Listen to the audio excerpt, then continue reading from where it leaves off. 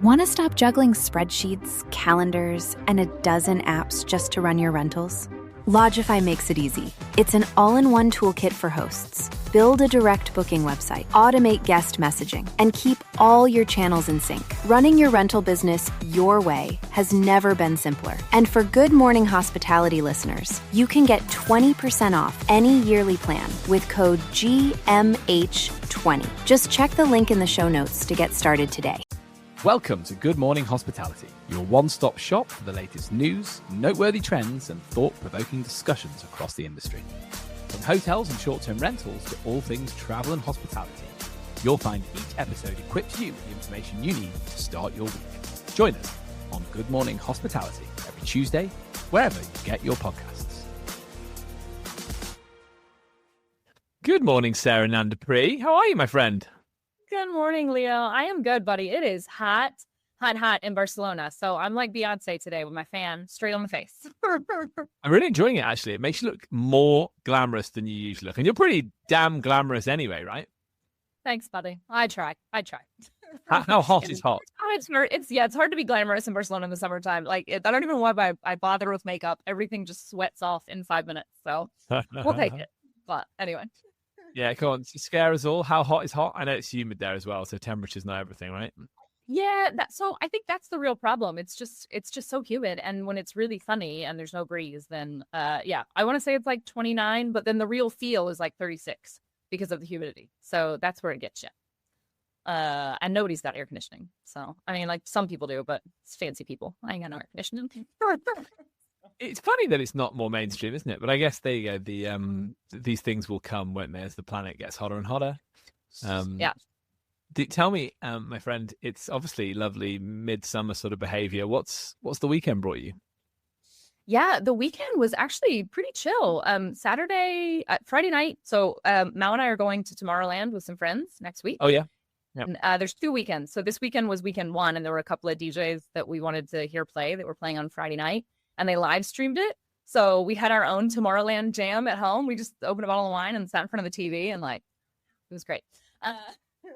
And then Saturday hung out with friends. I had lunch with one group of friends and then a dinner with another group, and it was great. So yesterday was a recuperate and relax kind of day. What about you? You're still looking, dare I say tan, no longer burnt, which means you probably have stayed out of the sun and it's just soaking it. Thank you very much. Yeah, you are what you're experiencing now is a week of cloud, so it's allowed the burn to become a tan. But I'm looking outside my window; it's actually a bit sunny, so I could be ready to burn again. What do we do? No, my parents were around this weekend, which was great. It meant that I could throw the kids downstairs in the morning and go back to bed for a lie-in. I mean, that was the best thing, right? Oh my Lord, it was good. So I slept in. You went outside. What are you waiting on? Are you sitting there just texting? She's gone. I know. She was desperate. She was that I had to get out of the house. You know, I'd had my weekend of freedom. I wanted them back out of the house now. No, it was great. I stayed in bed till 9:15 a.m. on Saturday, which is a big lion in my world. So yeah, it was great. And then yesterday we went to a little country house for the day with some friends that live. They live one direction, we live another direction, and we met halfway. So we had a little look around a country house, and the kids played around and all that good stuff. So yeah, I'm feeling the love. I'm feeling renewed. There's something so nice about this time of year in England, because even if it is a bit cloudy and it did rain at the weekend a little bit, it's just warm. It's warm. It means you get to wear a t-shirt and shorts, which we don't take for granted, because a good 9 months or 10 months of the year you're in long trousers and a jumper. So it was, it's a lovely time for us. Now you see how the other half live, Leo. Nice to see. That's it. We don't need fans. I don't need a fan. Luckily, I don't have any hair to blow around if I were to have a fan. So there you go. All right, buddy. So we got some good and interesting articles this week. One which is particularly close to my heart because it mentions cabin holidays in the woods. So I feel seen as a holiday booker finally. But we'll come on to that. But why don't you start us off? What have we got? This is more of a low light, I think, to start us off. Yeah, wow, it's a low light, but of course I've got some gossip for you, which I know you hate gossip, so maybe I'll just keep to myself. But this article, breakingtravelnews.com put out, but it's all over the Spanish news. This is just one that we found in English for our readers, just in case. But essentially, there are more than 1.1 million Spanish tourist rental beds, so basically short-term rentals, that could potentially be removed from the market this August. So this comes after the law that we mentioned a couple of weeks ago on the pod, where there is now something called a global registry. So in Spain, always there has been like a local registry for short-term rentals and licensing requirements, either by the basically like the province or the Comunidad Autónoma, which is like the state essentially, or sometimes by local municipalities.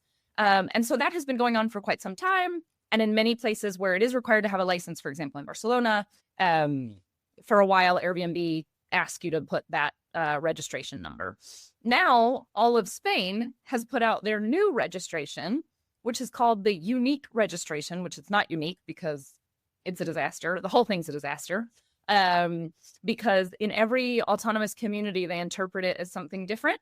So Spain put out what they thought was going to be this new, like, not necessarily regulation, but like a how-to book, which includes registration.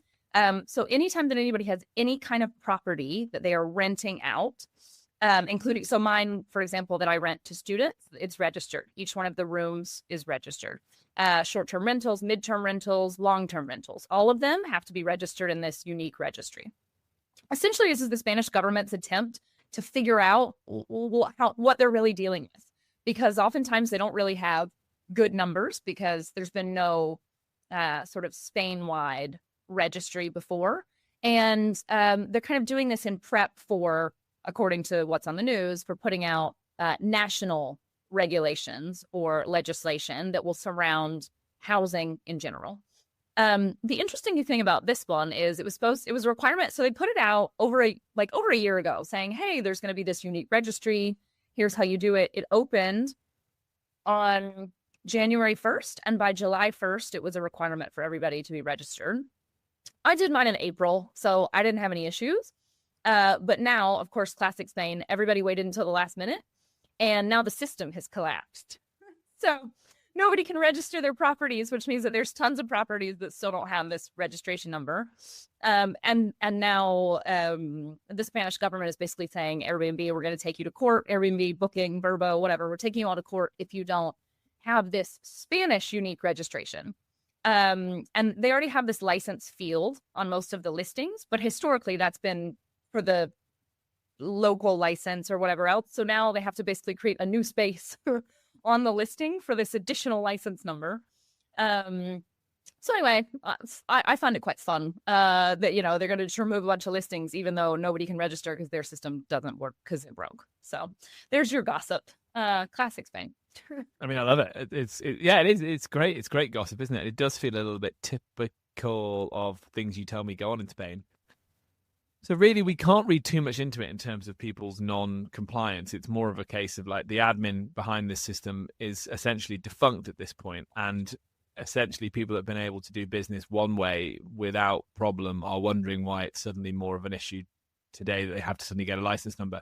I would find if I was in a tourist hotspot area, more of a short-term rental town, say like in the province of Andalusia, for example, which has got very, mass tourism is probably the biggest economic driver in Andalusia. Is that a fair comment? I think it probably is, right? I think it's pretty big. Yeah, it's like tourism, and they call it the Garden of Europe as well. So. Oh yeah, of course. Yeah, that's right, isn't it? Yeah, I've actually seen a bit of that.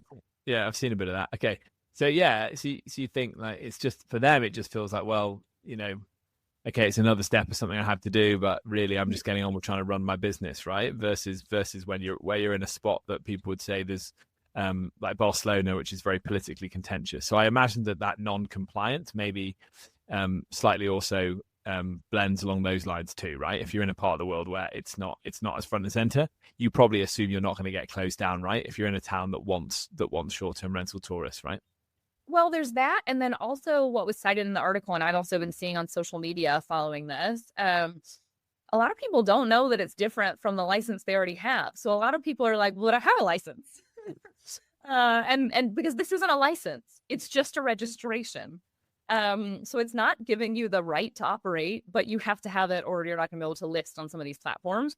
So now it's a bit of it's a PR nightmare for them too. They just haven't put it out properly. And then I was also seeing on social media that like for me to register mine, it was pretty straightforward because I'm only doing one type of rental. But there are a lot of people who, for example, might rent by room to students 8 months out of the year, and then the rest of the time they rent the entire apartment either as a short-term rental or as a midterm rental. And this registry right now doesn't let you have a hybrid. So you can only register one property once, and you can't get multiple registry. Anyway, nobody ain't even thought about this. Right? Of course, it was written. You don't know anything about what's going on in the rental market. It's very clear. It sounds like it's written by policymakers, not industry experts, and that's the first problem, isn't it? I guess you get into this point of, has the industry properly been consulted? If it had, I'm sure the people in Spain would be pro a light touch registration scheme, because why not? Like, if that's what's required to show that there are not epidemic levels of short-term rentals, but a very manageable level of short-term rentals countrywide. And you know what? If you want to start limiting that, then let's have a more progressive conversation about it once you've registered, what you understood fully, what type of properties and where they are and how many of them there are. Ultimately, let's have that conversation once we've worked that out as a starting point. But it seems we can't even get to that starting point because of bureaucratic incompetence. So there we go. I think that's a really interesting one. Let's keep abreast of this one as the summer rolls on. It's also mid-peak, so I imagine if people are sort of, you know, trying to log onto a website and not able to, and they say they're using their state one as well, they just haven't got time to engage with it. So interesting and slightly frustrating, as per usual. Okay, so I've got more of a traditional highlight. Sorry, Sarah, I feel like I'm setting Sarah for that because I made Sarah do the low light. Now I'm crashing it like she wanted to do it. I've got a more yeah, you do enjoy it, don't you? I've got a more traditional highlight. So we mentioned last week on the pod, we were very excited to talk about travel chapter, and I think we're rolling into it again because I think that it's significant that they have made a strategic expansion into lodges and glamping. Again, I said earlier, I finally feel seen because everybody knows I love a lodge in the wood type holiday. So yeah, they have launched 2 new brands that are, one is called Holiday Lodges .co.uk and the other is Glamping Stays. These additions to their portfolio are a direct response to increasing demand from both guests seeking unique experience at accommodation and property owners and operators in the lodge and glamping sectors looking for tailored support. So it's great. It's 2 sides of the market speaking to one another, right? And I think I said this previously. We talked about what would I be doing if I was a property manager in the UK right now. I'd be finding the nearest bit of available woodland from where I'm already managing properties, and I would be trying to get some joint ventures going or planning permission to build on those areas, because you know the big issue at the moment in short-term rental is whether you want more or less short-term rentals in your town based on what other types of living arrangements you need to have there. So is there a shortage of houses? Is there not? Is there just a perceived shortage of houses and therefore you have to be careful about it? You know where people are not trying to live? In secluded woods. Generally speaking, that's not where mass populations need to be. So I see this as being a really, really interesting growth opportunity over the next 5 years. So I'm excited to see that Travel Chapter have also got wind of that. Actionable insights for accommodation providers. You know, I can see this as being an opportunity if you do have a cabin to have eyeballs on it from a different type of guest. It's the same with the glamping sites. I think I mentioned to you, Sarah, a few weeks ago that we were glamping in the South Downs. Amazing, like really good service. And they charged us as much per night as you'd pay for a hotel, right? Like they are, and they really delivered on the service because, you know, you are still in a tent, you're in a bell tent or a yurt or whatever you're in, but they have to go the extra mile on service, and this company certainly did up in the South Downs. So I think that's interesting as well. So the fact that they're seeing Travel Chapter seeing enough demand from lodge owners and glam site owners, and then the guests on the other side are wanting holidays like that they're seeing that there's the opportunity to create these 2 new brands. And you know, I'll be honest, when I'm looking to go on holidays, the first thing I search is like cabin in the woods, right, or lodge in the woods, because it's just so good for the kids to be out running around and in the fresh air. So yeah, I think that's significant. What do you think, Sarah? I love it. You know, I love a nature stay, especially if it's more of a glamping / cabin vibe. I do like plumbing and electricity. But other than that, I love it. I love camping. I love hiking. And I also think it's great for our industry in general that we're seeing a lot more of this kind of innovation. It's like, okay, we're hitting our heads against a wall in every single city in Europe. Where else can we go?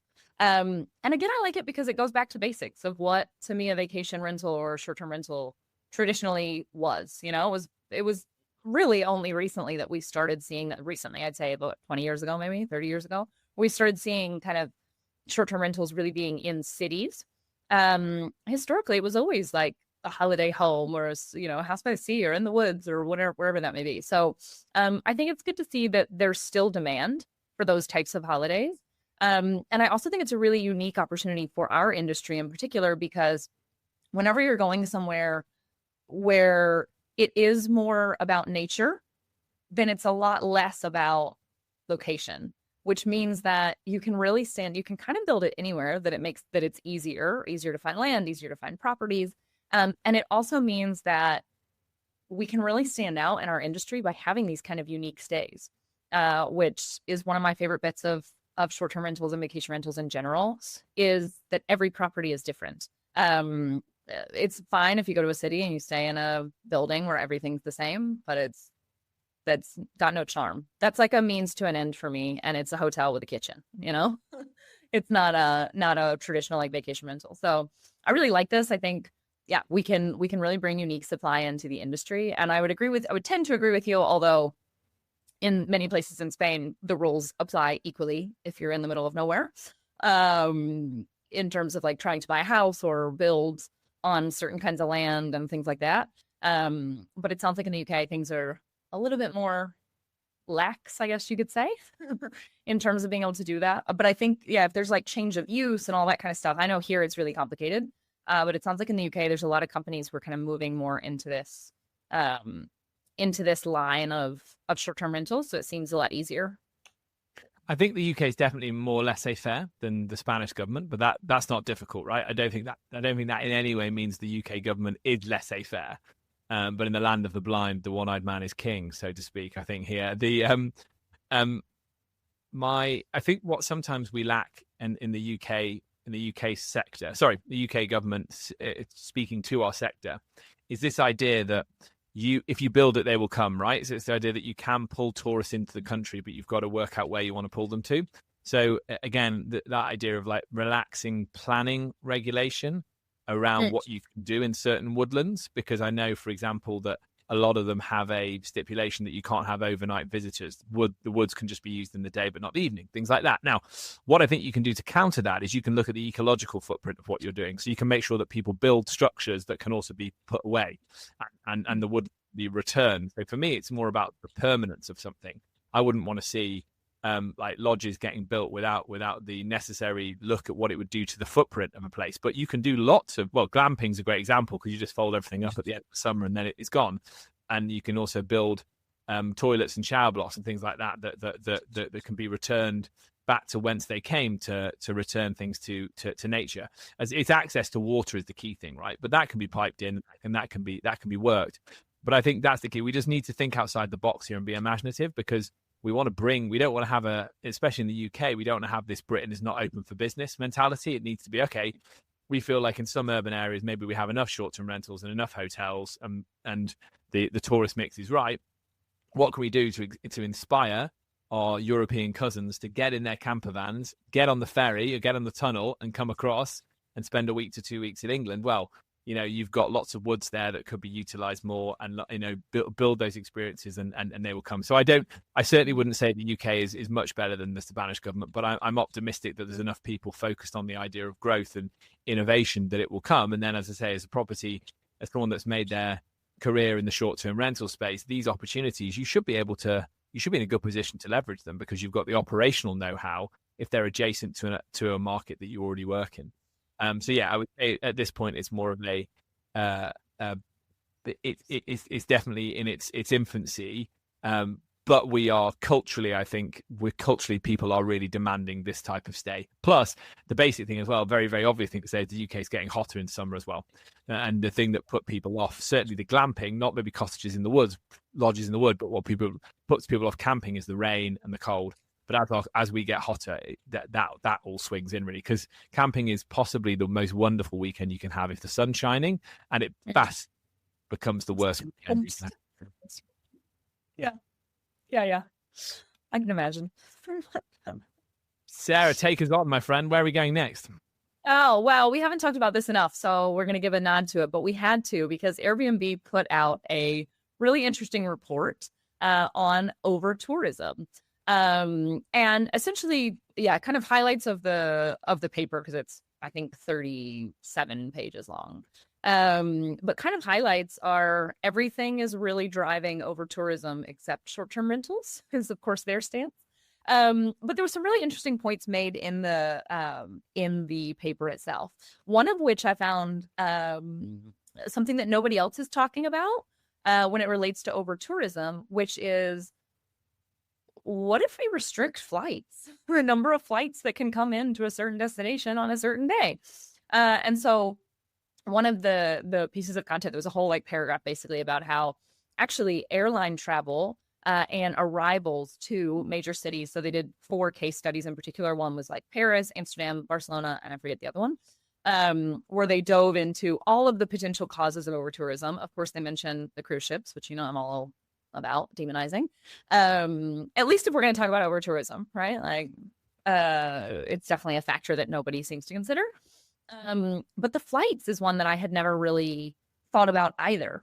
The more flights that are arriving in a destination, it doesn't really matter if you have enough accommodation or if there's, of course there's too many people. You can limit how many people can see, let's say, Sagrada Familia or one of Gaudi's other buildings throughout the city, or the Picasso Museum, or anything you want, really. But if people are still arriving in the city, they're going to find something to do, even if it's not. It's kind of these classic tourist attraction. So that was an interesting one for me. There was also a section talking about the total nights stayed throughout Europe in general, but in particular in some of these major cities. And it was 22% of the nights stayed were in short-term rentals. All the rest were in hotels.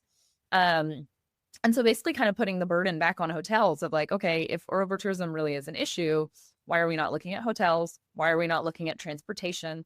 Why are we not looking at all of these other things?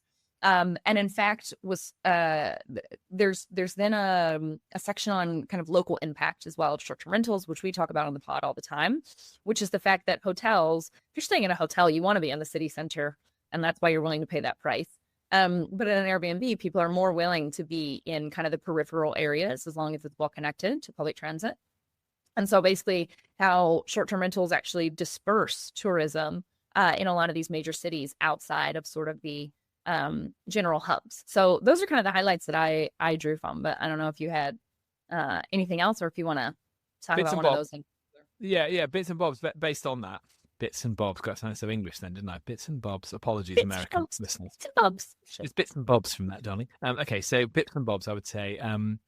The idea that actually we go back to the headline. It's very complex, right? It's very tough. So there needs to be some fairly hands-on city management and planning that happens here, not just demonization. So let's cut the crap and let's not throwing mud at each other. Hotels, short-term rentals, cruise ships. Ultimately, let's collectively lobby to ensure that there is proper consultation with stakeholders and local city managers, because ultimately the cities belong to the residents, they do. But I think there's a lot more complexity here. So what I like, ever the optimist, what I like the idea of that potentially one of those planning sessions tells you that, and I think the city of Bruges did this, where they stopped allowing short-term rental licenses and new hotel developments in the historic centre of Bruges, right? Yeah. Beautiful little city. We're actually going there in the summer. We're staying 20 minutes outside in a tourist seaside town called De Haan, and then we'll drive in, we'll get the train in. So that's how they want people to behave in Bruges, right? They've got towns for tourists, purpose-built accommodation, and then you get to drive into the historic centre. And they've made that decision, and what does it do? It can, as you said, it disperses the Airbnbs, the short-term rentals, because suddenly wherever you make your zone of no short-term rentals for a while you're allowing, or no accommodation, let's say accommodation generally for a while you're allowing things to catch up or settle down, you suddenly do create new zones where the people want to go and stay in. And that again is the credit to the short-term rental industry, that you don't. It's very, very quick then when you open up a new zone, and the mayor of Porto has been doing it for years. We've been talking about it for years. The idea, okay, this part of my city is a little bit economically backwards versus this neighborhood. So we're going to sort of remove any new short-term rental licenses in this neighborhood, and we're going to try and stimulate economic growth in this neighborhood. That's a lot easier to do as a first instrument versus building lots of hotels. And you kind of can allow that process to begin. Places like Portugal are a really good example. There was not a whole lot of hotel building going on in Portugal, and then Portugal has become, it's now slightly slipping, but it was like the darling of Europe in terms of everybody going to stay there from outside of inside of Europe. And you know what helped drive that? Airbnb, short-term rental, Vrbo, Booking.com bookings, right? So we can't just be a simple friend or foe. The answer is much more complex than that. So when the city needs that development and is striving for that growth, it's a really good, quick way of bringing tourists in.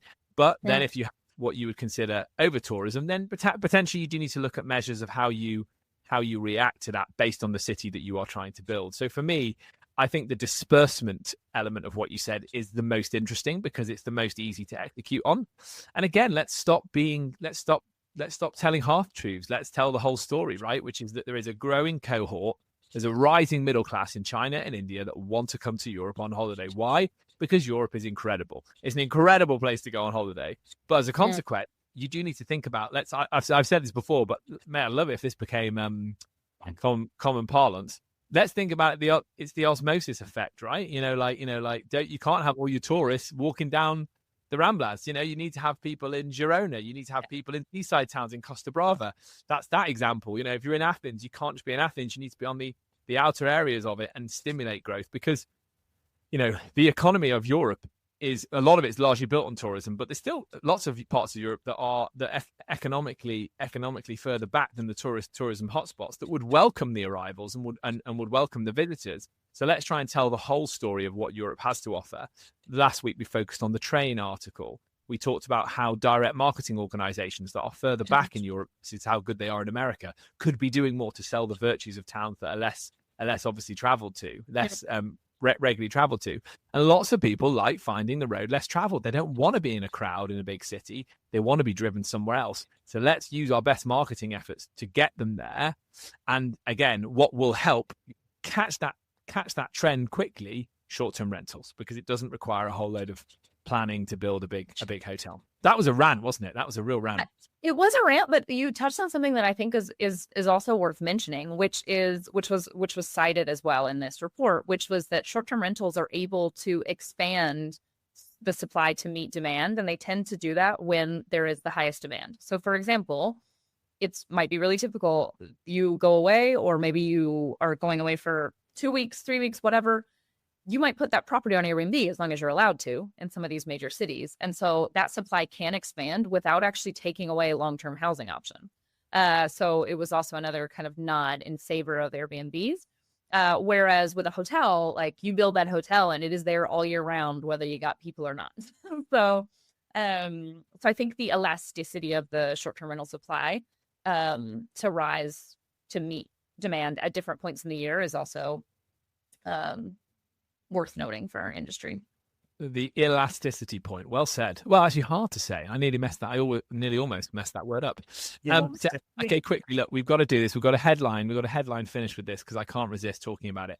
We're going to go into this more, I think, over the coming weeks, but just as a precursor, bit of news that caught both our eyes this week was the fact that Instagram and Google have integrated. So there's a partnership here. The article itself is talking about how this could potentially be game-changing for travel marketing. Sarah, it's something you and I talk about a lot. It's the idea that people are using Instagram to tell the story of their brand, whether it be a short-term rental provider in Greece, for example, using it to talk about different wonderful things that are in their town, the top 10 things you must see, or the history of this town, not just showing properties that they manage on their Instagram feed. So brand story, brand building. Up to now, to this point, Instagram had always been, as the article is calling it, a walled garden as a social platform. But now, through this partnership, there will be, for certain professional accounts, Google will be indexing the content. So what does that mean for these professional accounts? Well, it means suddenly that your content is searchable, and the things that you are producing can help drive, complement, and essentially merge with your SEO strategy. It's great. I think it's really, really cool. It's definitely a reaction from Google of how younger people are using the internet and browsing, and trying. And lots of Gen Z will go to Instagram, TikTok to do their searching for things. So I think it is it's a good example of them reacting to that, desperately trying to index some of this so they can pull people into that more traditional search environment. But again, for a brand, if you are really good on Instagram, you've essentially now been building up to something which hopefully has more reason to drive people, you'd imagine, into direct bookings, because suddenly it feels more legitimate if it's indexed and you're suddenly being pulled through a search on Google. That might then link back to a direct booking website. So I think it definitely favors our industry if you are somebody who is investing in content, and I can think lots of examples of property managers that do. So we'll talk about it more over the coming weeks, but I just had to mention it as a headline. Quickly, your thoughts? Yeah, I loved this one. I actually have a problem. Maybe it's because I'm old, but whenever I try and search for something on Instagram, I can't find what I'm looking for. So I end up leaving Instagram to go to Google to find something on Instagram. So I'm actually hoping that this partnership works for now. I mean, obviously for travel, it's a game changer, and especially for direct bookings, just as you mentioned. And that doesn't just mean for property managers, that can mean for individual hosts as well, where now they have a platform where if it's going to be properly indexed and they have this partnership where they can, I guess I need to figure out a little bit more about exactly how it works. And like, do you have to pay for that? Is Google going to tell you how to SEO optimize your content or not? Or is it going to only be if you pay for a certain kind of service or a certain package? But if so, it could absolutely democratize bookings, and especially direct bookings, and in particular for the little guys. So I found this one great. And also I hope it overall improves the search engine on the Instagram, because it's not good. Yeah, I agree. So essentially what we're really saying is it's going to help millennials use the internet better. And God knows we need that. Be more cool. Yeah, I'm just going to help me find content that I actually want to see rather than, yeah. Let's hope. There you go. All right, gang, that's a really good place to finish. We will revisit this, I'm sure, when we're talking about marketing, brand building. Guys, it's midsummer. I hope you're all, surviving it out there. It's hot. It's hot. Not everywhere, but it's certainly hot next to a fan in Barcelona. Let us know how you're getting on. Interact with us on social media. We had a great reaction to some of the posts we did last week. We're keen to hear how summer's going for you and your experiences of things over there in Europe. Sarah, closes out, buddy. Yeah, thank you so much for joining us today. If you have enjoyed this episode, please hit like, share, subscribe in all the usual social places. Engage with us on LinkedIn or on other social media. I'm mostly a LinkedIn gal. And we will see you all next week. Thank you. And as we know, we're now going to be able to use Instagram much better. So engage with us there too, Engage with us on Instagram. We'll try. I'll see if I remember how to open the messages. I found out a couple of weeks ago there's messages on Instagram. So that's where we're at. Audience, lower your expectations. All right. Thanks, gang.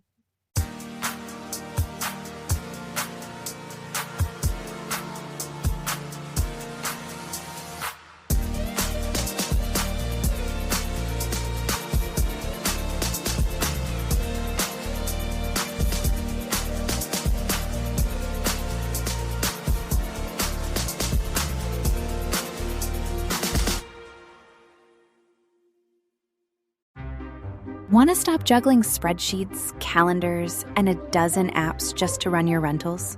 Logify makes it easy. It's an all-in-one toolkit for hosts. Build a direct booking website, automate guest messaging, and keep all your channels in sync. Running your rental business your way has never been simpler. And for Good Morning Hospitality listeners, you can get 20% off any yearly plan with code GMH20. Just check the link in the show notes to get started today.